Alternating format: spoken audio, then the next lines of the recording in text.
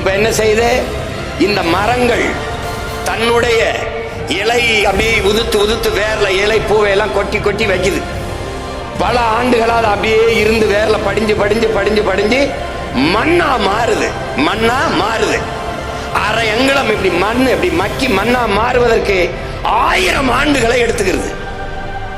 இந்த வேர்ல படிஞ்சு இருக்கிற இந்த மண்ணின் தன்மை என்னன்னா, அந்த மழை இருக்கு பாருங்க, இந்த மழை பொழியும் போது அப்படியே உள்ள மரத்துல இறங்கி வரும்போது இலைகள் கொஞ்சம் பிடிச்சுக்கிறது, மரத்தோடி அப்படியே வழிந்து வருவதை இந்த வேர் அந்த மண் இருக்குதே மக்கி அந்த மண் இருக பிடிச்சு சேமிச்சுக்கிறது. அப்படியே வேர்ல பிடிச்சுக்கிறது, ஓட விட மாட்டேங்குது, சேமிச்சு வச்சுக்கிறது அப்படியே. இப்ப எப்படி சேமிப்பு? ஒரு வேளாண் குடிமகன் தன்னுடைய வேளாண்மையில் விளைச்சலில் பாதியை உணவு தேவைக்காக சேமித்து வைப்பது போல அது சேமித்து வச்சுக்கிறது. தன் உணவு தேவைக்கு போக மீதிய அப்படி உருட்டி விடுறார். அவர் வர்றார், ஓடி வர்றார். அவர் வரும்போது இந்த காடு இதான் சோலை காடுகள். இந்த சோலை காடுகளில் இருக்கிற புற்கள் தன்னுடைய உணவு தேவைக்கு வேர்களிலே நீரை பிடிச்சு வச்சுக்குது. பிறகு அவருடைய உணவு தேவை போக மீதியை உருட்டி விடுறார், ஓட விடுறார்.